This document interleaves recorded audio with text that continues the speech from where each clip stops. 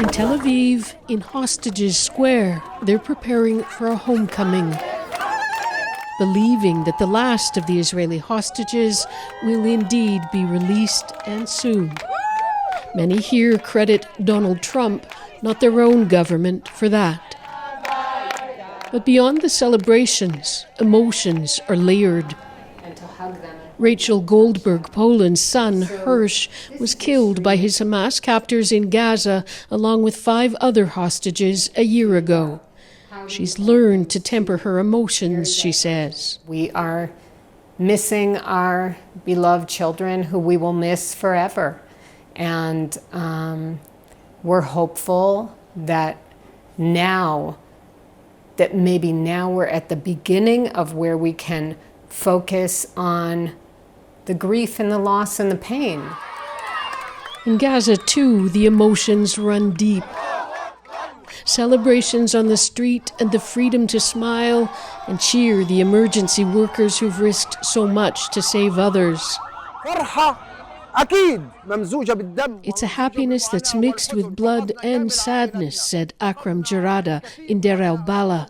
We lost entire families, our children, neighbors, friends. Some are daring to hope that a ceasefire will hold and mean a permanent end to the war. The war is over. After 2 years of hunger, destruction, and endless loss, Gaza is finally quiet.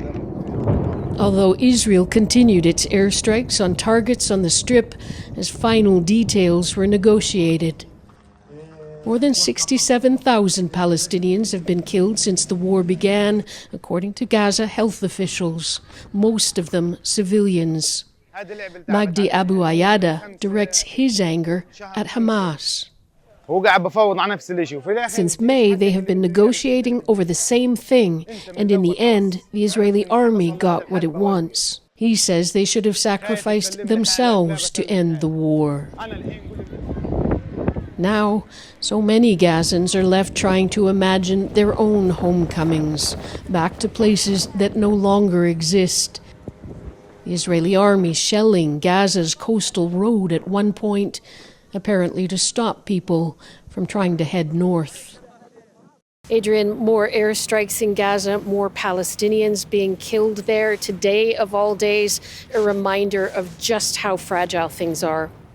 And clearly, Margaret, the Trump administration tried to really push this towards a finish line tonight.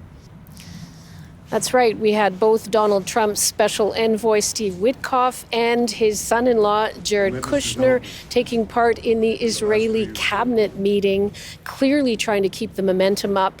Question a lot of people have, though, is how long the United States is going to sustain that pressure once they get beyond this critical next few days and start to deal with even thornier issues down the road.